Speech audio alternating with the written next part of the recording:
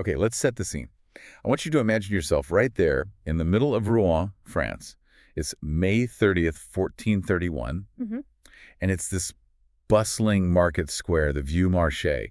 But forget, the usual sounds, the buying and selling. Yeah, the atmosphere is completely different. It's Heavy hay. is the right word. Charged. Not just with tension, like you'd expect, but this palpable weight of, well, calculation, political calculation, and this deep religious dread. Absolutely. You've got thousands of people crammed in there. Citizens, soldiers, English, French, Burgundians, Yeah. all drawn by this grim public stage. They know something awful is about to happen. And right at the center of it all, Yeah. this young woman, barely 19. It's Joan of Arc, but probably not the image most people have in their heads. No, definitely not. Yeah. This isn't the triumphant warrior maiden lifting the siege of Orléans 2 years back. Not at all. Today, she's bound. You can imagine her spirit just battered after months of psychological torment in prison. And critically, she's wearing male clothing again. Those tattered clothes her judges fixated on, the ones they used as, like, the ultimate proof of her heresy. That detail is so important. It's central to the legal justification they constructed. Right. So today, our goal is to go way beyond just stating the fact. Joan of Arc was burned at the stake. That's, the headline everyone knows. Sure. We want to really dive deep into the sources, unpack the meticulous, cold calculations behind it all. The politics, the religion, the tactics that led to her capture, that engineered trial, and this incredibly brutal public execution. Because it wasn't just an execution, was it? It was theater. A deliberate spectacle of power designed for maximum impact. Exactly. And here's the fascinating part, the real twist we want to explore. The irony of it all. The supreme irony. This whole elaborate process, orchestrated by the English and their Burgundian allies, was meant to extinguish a rebellion, right? To crush the hope she embodied. Erase her. Make her an example. But as we trace these steps, from her capture on the battlefield right up to that pyre in Rouen, we see how those very meticulous calculations completely, utterly backfired. They didn't extinguish anything. They ignited something far bigger. They turned a condemned heretic into this immortal martyr, a symbol that resonates even today. That's the mission for this deep dive, to give you, our listener, the context, the details, the aha moments behind this, well, monumental failure of political maneuvering. Yeah. How they tried to control the narrative and lost spectacularly. Okay, so to really grasp why her death was such a calculated political event, you first have to appreciate just how improbable, how extreme her rise was. Let's start at the beginning then. Domremy. Domremy, yeah. A pretty unremarkable farming village, tucked away on the borderlands between loyal France and Burgundian territory. Her life was, well, simple, wasn't it? Peasant work, the fields, the animals, and marked by this deep personal piety. Very religious from a young age. Definitely not the typical background for a military commander, especially not a female one in the 15th century. And you have to remember the context of France at that time. Chaos. Yeah. Absolute chaos. It really was. The 100 Years' War had been dragging on for decades, but it wasn't just England versus France. It was also a brutal French civil war. Armagnacs versus Burgundians. Right. And Charles VII, the Dauphin, he wasn't exactly sitting pretty on the throne in Paris. I'm from it. He was basically penned up south of the Loire River. They called him the King of Bourges, kind of mockingly. The English and their powerful allies, the Burgundians, controlled Paris, Rouen, most of northern France. So France was fractured, demoralized, on its knees, really. Completely. They needed something extraordinary. And into this despair steps, what was the spark? What actually launched her? The voices. That's the catalyst. Her claims of receiving direct divine communication. From saints. Saints and angels, yes. She named them. St. Michael the Archangel, St. Catherine of Alexandria, St. Margaret of Antioch. And they weren't just chatting. They gave her a mission. A specific mission. Extremely specific. Lift the English siege of Orléans. That was crucial. Expel the English from France, and, very importantly, get Charles VII crowned properly as king at Reims Cathedral. Reims being the traditional coronation site, conferring legitimacy. Exactly. Coronation at Reims was vital for Charles's claim against the English-backed claimant. So she turns up, this young peasant girl, talking about divine orders. How did Charles VII react? I mean, it sounds, well, unbelievable. You'd think he'd dismiss her out her hand, wouldn't you? But Charles was desperate, politically weak, Chronically short of money and plagued by doubts about his own legitimacy, his own mother had questioned his parentage. So he needed more than just soldiers. He needed a sign, a miracle, frankly. His court was full of jaded nobles and cautious advisors, and then this girl arrives, radiating this unwavering conviction, speaking of a divine mandate. She offered something intangible. She offered hope, tangible proof, potentially, that God hadn't abandoned France, that maybe, just maybe, Charles was the rightful king. He had her examined by theologians, of course, but ultimately, he took the gamble. What did he have to lose? And the gamble paid off almost immediately, didn't it? Orléans, 1429. The turning point. Absolutely pivotal. Orléans wasn't just another city under siege, it was the strategic linchpin. The last major obstacle preventing the English from dominating all of France south of the Loire. Its fall would likely have been catastrophic for Charles. Catastrophic. The French garrison was demoralized, ready to surrender, and then Joan arrives. How did she change things? Was it tactical genius? It seems to have been less about battlefield tactics, though she certainly wasn't passive, and more about morale. Her presence, her sheer faith, her unconventional approach leading from the front, carrying her banner, it electrified the French troops. They suddenly believed again. They believed in her, and through her, they believed God was with them. Soldiers who had been retreating suddenly fought with incredible ferocity, and the English, they were spooked. How so? Well, suddenly they weren't just fighting French soldiers anymore, they were potentially fighting against a force blessed by God. Or, as their own propaganda later claimed, maybe against a witch using demonic powers. Either way, it unsettled them deeply. And the siege was broken. Quickly. Astonishingly quickly. Within days of her arrival, the English forts surrounding the city fell one by one. The English retreated. It was a stunning victory. An impact was huge, wasn't it? Immense. It didn't just save a city. It validated Joan's claims in the eyes of many. It revitalized French morale across the country. It reinvigorated the resistance. And crucially, it cleared the path for Charles VII to march to Reims for his coronation. Which happened soon after. Yes, a risky journey through enemy territory, but Joan insisted, and Charles followed. He was crowned King Charles VII at Reims Cathedral in July 1429. Joan stood beside him, banner in hand. So, in a matter of months, this unknown peasant girl becomes a national hero, a symbol of divine hope, a political force that arguably overshadowed dukes and bishops. Absolutely. But that meteoric rise, that incredible success, it made her dangerous. Extremely dangerous. And put a massive target squarely on her back. Calculated, you said. Oh, very calculated, from multiple directions. Okay, let's unpack that threat. Because it wasn't just the English who saw her as a problem. Oh, no, not at all. For the English, obviously, she was a military nightmare and a huge blow to their claims. But she was also becoming, shall we say, inconvenient for certain powerful French factions, too. How so? Weren't they all on the same side? Nominally, yes, supporting Charles VII. But 15th century politics were incredibly complex. You need to understand the power structures, the social hierarchy. Right. Joan was the ultimate outsider, the inconvenient upstart, as you put it earlier. Her very existence challenged the established order. Because she was a woman, a peasant, young. All of the above. Power was supposed to flow through noble bloodlines, through the church hierarchy, through established military ranks held by men, usually older men. And here comes this teenage peasant girl claiming she gets her orders directly from heaven, bypassing everyone. That must have ruffled some feathers in the French court. Ruffled feathers is putting it mildly. Think about the powerful nobles, the seasoned commanders, the influential advisors around Charles VII.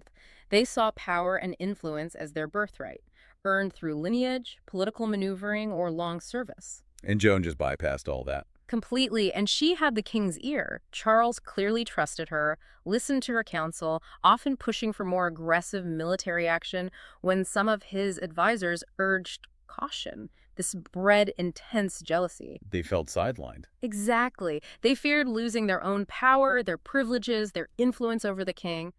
Her success was great for France, undeniably, but it destabilized the internal political balance within the French court. So even within her own camp, there were people who perhaps didn't want her around long term? There's strong evidence to suggest that.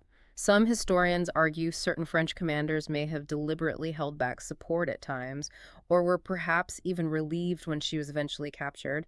They saw her as this uncontrollable anomaly, useful in a crisis perhaps, but needing to be managed or sidelined once things stabilized. Wow. Okay, so that's the political threat within France. What about the religious angle? That seems crucial for her trial later. Absolutely essential. This is where it gets really tricky for her. On the one hand, her incredible successes suggested divine favor. The French crown, Charles VII, was more than happy to lean into that narrative. It legitimized his cause. God is on our side. Look, here's the proof. Precisely. But Joan's specific claim was the problem. She claimed direct, unmediated communication with God through his saints. No priest, no bishop, no pope involved. She bypassed the church hierarchy. Completely. And that was fundamentally threatening to the established religious authority. The church operated, and still does, through a strict hierarchy. You confess to a priest, you receive guidance from bishops, major decisions come from Rome, spiritual authority flows through these established channels. And Joan claimed a hotline to heaven. Basically, yes. An independent spiritual authority they couldn't control, couldn't verify, couldn't easily interpret.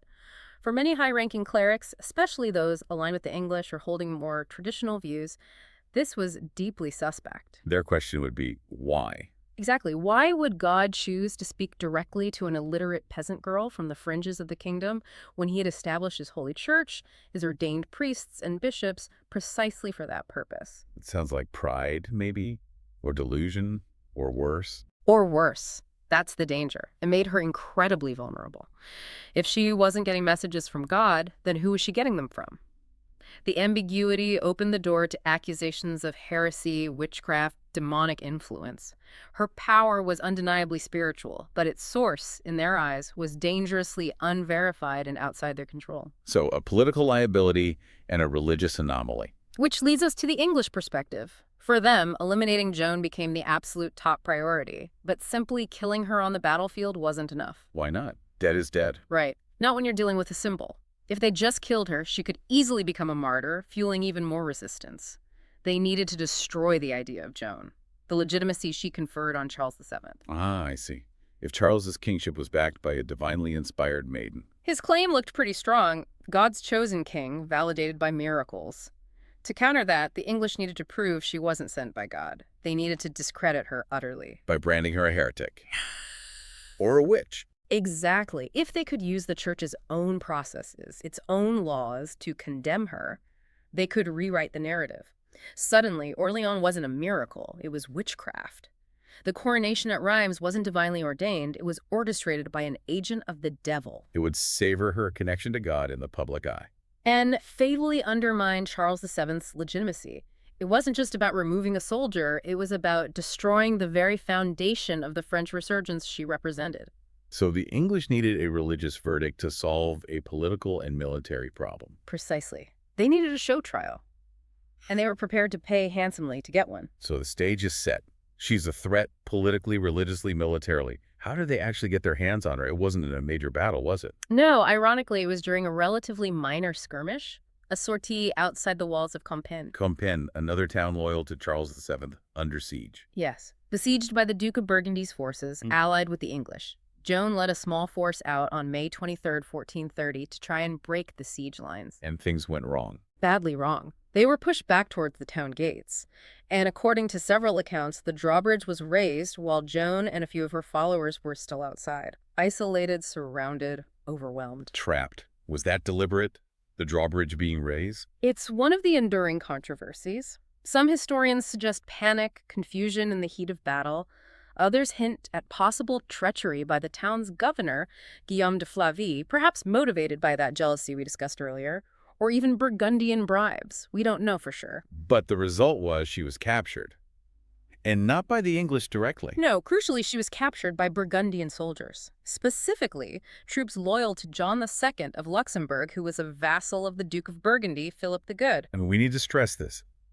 The Burgundians were French, technically vassals of the French king, but locked in this bitter civil war and allied with England against Charles VII. Exactly. This wasn't just capture by the enemy. It felt like betrayal from within the broader French political landscape. Was it about chivalry? Capturing a high-profile opponent? Chivalry probably had very little to do with it. This was cold, hard political opportunism.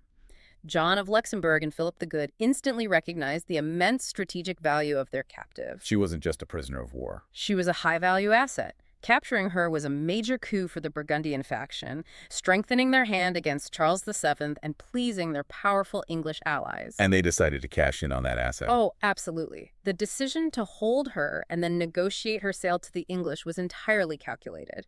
Politics and finance.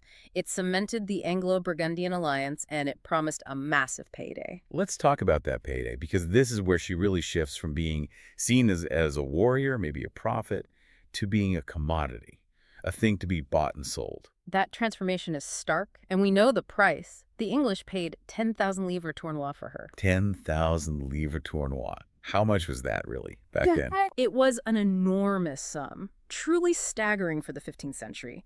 To give you some perspective, it was roughly equivalent to the King of France's ransom when he was captured by the English decades earlier, or enough to pay a large garrison of soldiers for an entire year. So this wasn't just a standard ransom for a noble prisoner. Not even close. This reflected her unique political and symbolic value to the English. They weren't just buying a prisoner, they were buying the key, as they saw it, to dismantling French morale and legitimizing their own claim to the French throne.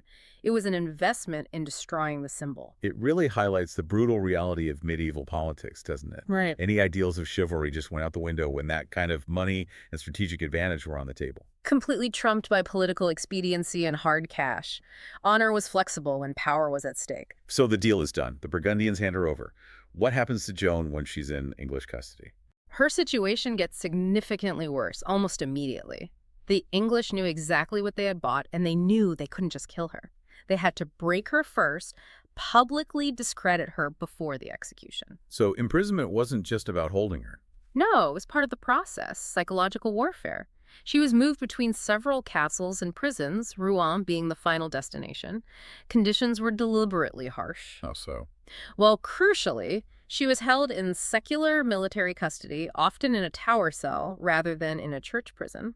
Why does that matter? Church prisons, while not pleasant, usually offered slightly better conditions and certain protections under canon law, especially for women. Holding her under military guard allowed for harsher treatment. Sources describe her being constantly watched, often by male guards, which was deeply inappropriate and terrifying for a young woman of that era. She was reportedly kept in chains, sometimes chained to her bed. Designed to wear her down. Exactly. Isolation, constant surveillance, humiliation, fear for her physical safety, lack of sleep. It was all engineered to break her spirit, make her recant, make her pliable for the trial they were meticulously planning. They needed her to confess before they condemned her. That was the ideal scenario for them. A public confession would make the subsequent conviction and execution seem legally and morally justified. The physical battle was over. The political and psychological battle to destroy the legend of Joan of Arc was now fully underway. Okay, so she's imprisoned under immense pressure. Then comes the trial itself, starting in January 1431. You called it a masterpiece of manufactured injustice. And it truly was, let's be clear. This was not a genuine legal inquiry seeking truth. It was political theater from start to finish, designed to arrive at one predetermined outcome: Joan's condemnation as a heretic. Who's pulling the strings? Who set this up? The architect was Bishop Pierre Cauchon. He was the Bishop of Beauvais, a diocese currently under English control, but the trial was held in Rouen, the seat of English power in Normandy. And Cauchon was pro-English. Vehemently so. He was an ambitious cleric who had thrown his lot in entirely with the English cause.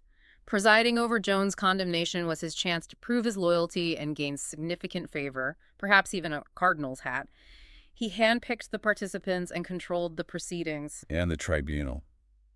The judges. Cauchon assembled a large panel, over 40 assessors initially, theologians, canon lawyers, academics from the University of Paris, which was also under Anglo-Burgundian control at the time. Sounds impressive. Lots of experts. On paper, yes. But they were all operating under intense political pressure from the English authorities and from Cauchon himself. Their mission wasn't impartial adjudication. It was to find the legal and theological arguments needed to convict Joan. Dissent was not encouraged, to put it mildly. So the whole process was flawed from the beginning. Riddled with irregularities. For instance, the trial was held in English-controlled territory, presided over by a bishop outside his own jurisdiction, funded by the English crown. And the accused, Joan, faced the full force of this highly educated, hostile panel, essentially alone. She didn't have a lawyer. No. She requested one, but was effectively denied proper legal counsel. Think about it. A young, a literate peasant girl, fluent only in French, facing dozens of the most learned theologians and lawyers of the time, questioning her relentlessly in formal French and Latin on complex points of doctrine and law. Designed to intimidate and confuse her. Absolutely. The interrogations themselves, meticulously recorded, thankfully, were brutal. There weren't interviews, they were hostile cross-examinations, lasting for hours, day after day, filled with leading questions, theological traps, attempts to twist her words. What kind of traps? Well, a classic one was the distinction they tried to force on her between the church triumphant, that's the saints in heaven, the one she claimed spoke to her, and the church militant, the actual living church hierarchy on earth.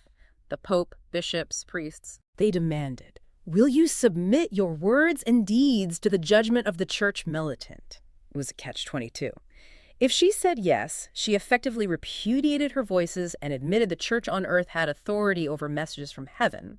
If she said no, she defied the authority of God's appointed representatives, which was heresy. A no-win situation. How did she handle it? The records show she was surprisingly resilient, right? Remarkably so. That's what shines through the trial transcripts, despite the hostility. She often answered with incredible common sense, simple faith, and sometimes even wit. She deflected their traps, pointed out their bias. Like that famous exchange about whether her saints hated the English. Exactly. They asked if St. Margaret spoke English. She said, why should she speak English when she is not on the English side? Then they pushed, did St. Catherine and St. Margaret hate the English?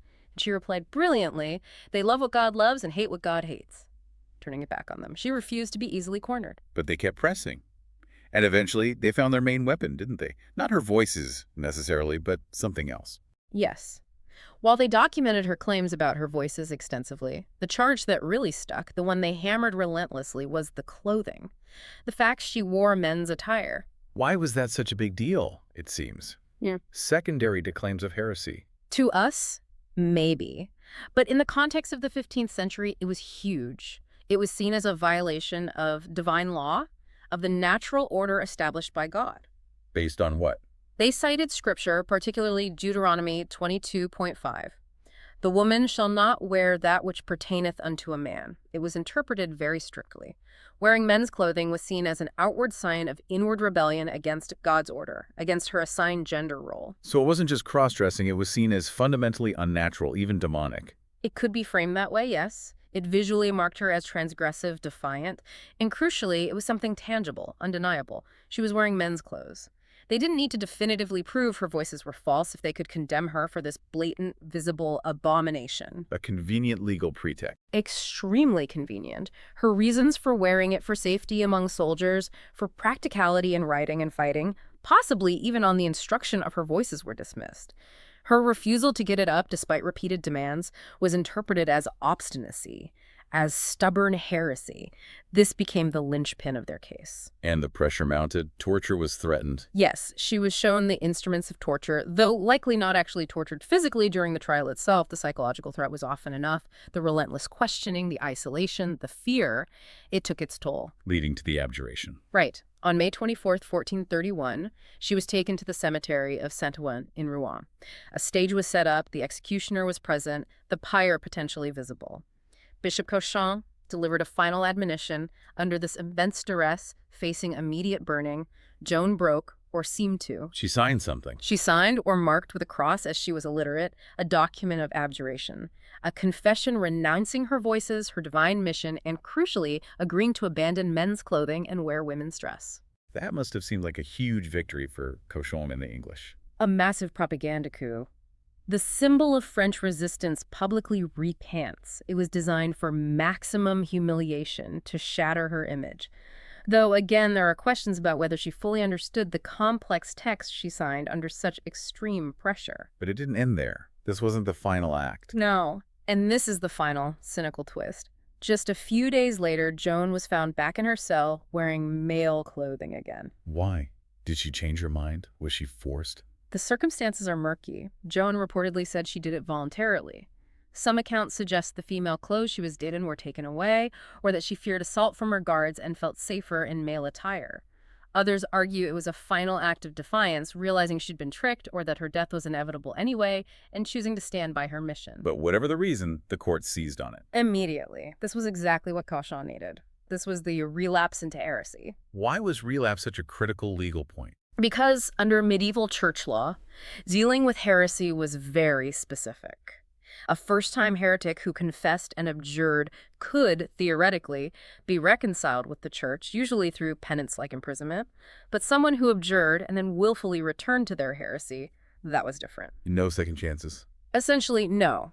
A relapsed heretic was considered incorrigible, beyond the church's power to save. There was no need for further trial or debate. They were automatically excommunicated and handed over to the secular authorities, in this case, the English, for the prescribed punishment. Which was burning. Which was burning at the stake. Her return to male clothing, regardless of the reason, provided the legal justification Cauchon needed to condemn her swiftly and irrevocably. The meticulously rigged spectacle of injustice had reached its predetermined conclusion. So the relapse seals her fate. And just days later, May 30th, 1431, we're back in that Rome Market Square, the Vieux Marché. Yes, the final act of this calculated political campaign. And the execution itself was just as meticulously planned as the trial. This wasn't just about punishment, it was about sending a terrifying message. The location itself, you said, was deliberate. The main market square. Absolutely. Not some hidden execution ground. This was the commercial and social hub of the city, the place everyone passed through. The English wanted this to be unavoidable. A public spectacle burned into the collective memory. A daily reminder of the price of defiance. Precisely. A visible assertion of Anglo-Burgundian power and a warning to anyone else thinking of supporting Charles VII or claiming divine inspiration against them. And the preparations for the execution itself. They weren't just standard procedure, are they? There was an extra layer of cruelty involved. There was. The sources point to several chilling details. She was placed on a very high scaffold or pyre, built exceptionally tall with plaster. Why so high? Maximum visibility for the huge crowd, estimated in the thousands. But also, some historians suggest, possibly to prolong the agony, keeping her above the most intense heat initially. And then there's the detail about her clothing for the execution. Yes, that horrifying detail mentioned in some chronicles. She was apparently dressed in a coarse garment, like a long shift, but it had been deliberately soaked or coated with sulfur. Sulfur? Why? Sulfur is highly flammable. It would ensure the fire caught quickly and burned extremely fiercely right from the start. It speaks to a desire to maximize the physical agony, perhaps also to prevent her from being able to speak much once the flames took hold. Just brutal. And you mentioned specific instructions given to the executioner. Geoffrey Thurage, or Tage. Yes, contemporary accounts, including statements made years later during the nullification trial, suggest he received very specific, chilling directives. Those were? That Joan was to be burned alive and, crucially, kept conscious for as long as possible. The intention, it seems, was to deny her any mercy, like strangulation before the fire really took hold, which sometimes happened. They wanted the full spectacle of her suffering to be witnessed. Again, calculated cruelty designed to instill terror. Utter terror. The ultimate warning against resistance. Break the spirit of the onlookers through the sheer horror of what they were witnessing. But despite all this planning, all this intentional cruelty, the accounts of her final moments suggest it didn't quite break her. No. By all accounts, her composure and faith in those final minutes were extraordinary. Witnesses recalled her asking for a cross. A sympathetic English soldier reportedly fashioned a small one out of wood for her. She asked for the processional cross from the nearby church to be held up high before her so she could fix her gaze on it. And her voice. Her voice was heard clearly above the crowd and the crackling flames. Witnesses testified, years later under oath, that she repeatedly, insistently called out the name Jesus, over and over again. For how long? Some accounts suggest this went on for a significant amount of time, maybe 10 minutes or more, as the fire did its work. This display of unwavering faith, this focus on Christ amidst unimaginable agony, stood in stark, powerful contrast to the political cynicism and brutality of her executioners. Her suffering was meant to be a spectacle of shame, but it became something else. It seems it did, even in the moment, for many who were there. The prolonged agony, combined with her piety, appears to have backfired almost instantly among many in the crowd. What was the reaction? You said it was mixed earlier? It was. You certainly had English soldiers and staunch Burgundian supporters who jeered and celebrated the death of the witch, but numerous accounts, including from English witnesses, speak of widespread horror, pity and unease. People were disturbed by what they saw. Deeply disturbed.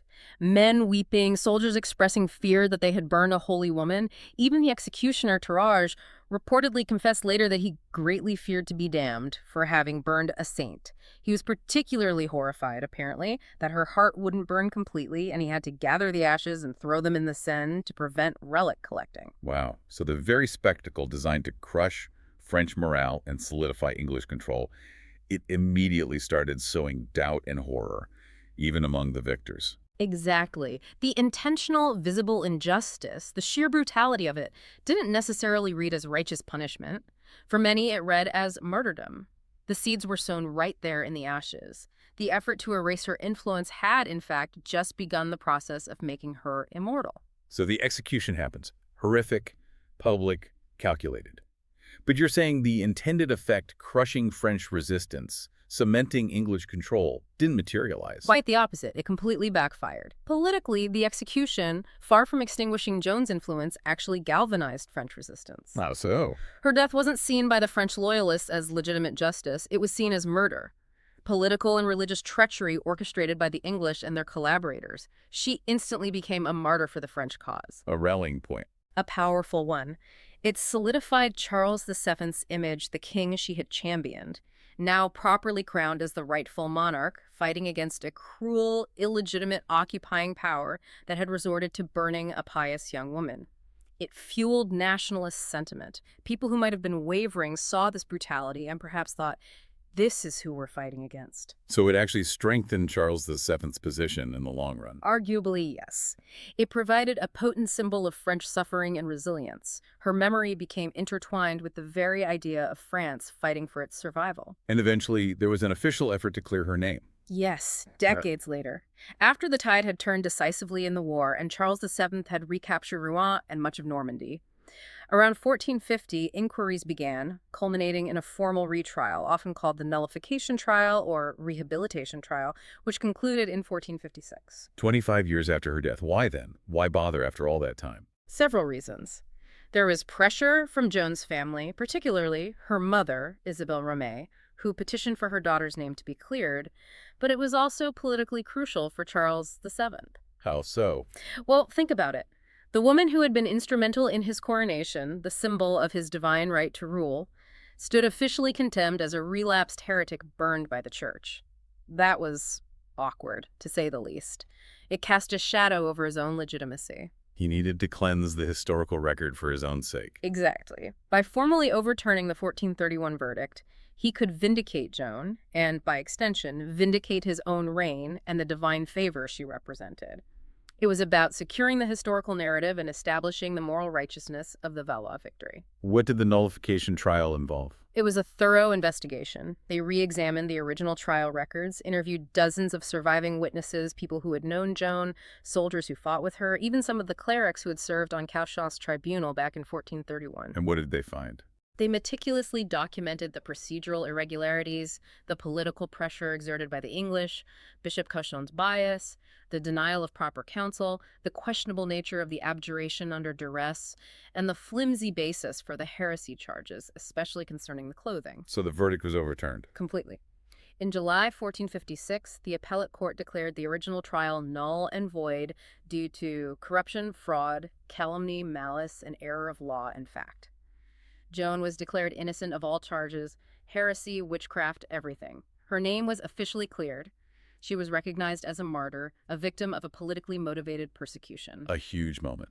That solidified her place in French history as the ultimate heroine. Undeniably. But her significance didn't stop at the French border or in the 15th century. That official rehabilitation paved the way for her eventual religious recognition. Canonization. Yes, though it took centuries. The process began in the 19th century, and finally, in 1920, Pope Benedict XVI canonized her as Saint Joan of Arc. This elevated her from a national hero to a universal figure within the Catholic Church, recognized for her faith, courage, and sanctity. And her influence today. It seems broader than just religious or purely historical. Oh, absolutely. Her legacy is incredibly multifaceted and enduring. She's embraced, for instance, as a powerful feminist icon. How so? Well, here was a young woman who, in a rigidly patriarchal society, defied gender norms, took on a leadership role usually reserved for men, asserted her own agency, and held fast to her convictions against immense institutional power. She's seen as a symbol of female strength and empowerment, challenging barriers. That makes sense. What else? Her trial itself remains incredibly relevant. It's often invoked in discussions about justice, human rights, and the abuse of power. As a cautionary tale. A potent one. The way legal and religious processes were manipulated for political ends, the denial of due process, the psychological pressure, the use of technicalities like the clothing charge to secure conviction. It's a classic example of a show trial. It reminds us of the dangers of unchecked authority and the importance of safeguarding individual rights against the state or powerful institutions. And her image just persists, doesn't it, in art, literature, film? Endlessly reinterpreted. She's a canvas for exploring themes of faith, doubt, patriotism, sacrifice, heroism, madness, martyrdom. Her story taps into something fundamental about the human spirit confronting overwhelming power. #tag outro. The sec. So if we were to synthesize the core takeaway from all this, Joan's story is just this profound, almost staggering illustration of how faith, politics, and raw power intersect, isn't it?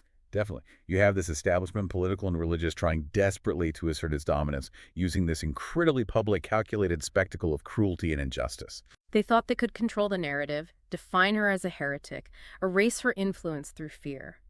They spent a fortune, rigged a complex legal system, orchestrated this horrific public death. And the result? They inadvertently created an eternal symbol, a symbol of resistance, courage, faith under pressure. Their very actions, designed to destroy her, ended up amplifying her voice across centuries, ensuring her immortality in a way a simple battlefield death never would have. The backfire was complete and monumental. Which brings us back, I think, to that chilling detail we discussed from the sources. Those specific instructions given to the executioner, Geoffroy Tirage. That she was to be burned alive and kept conscious. Right. Not a quick or merciful end. Makes you wonder, doesn't it? If they had been merciful, relatively speaking, she'd been executed quickly, maybe strangled first, as sometimes happened, or even executed more privately. If the sheer, specific, visible horror of her prolonged conscious suffering hadn't been so central to the event, would the political spectacle still have had the same unintended power? Would that specific form of cruelty have been quite so potent in transforming this condemned heretic into an immortal international martyr? It's a fascinating question. The sources really emphasize the horror felt by the witnesses, the executioner's own reported remorse over the manner of her death. It suggests that the way she died, the deliberate, visible agony, was perhaps the crucial catalyst in flipping the narrative from executed criminal to martyred saint. It really makes you think about the unexpected, enduring power of suffering, especially suffering perceived as unjust in shaping historical memory and maybe even historical truth itself. Something for all of us to consider.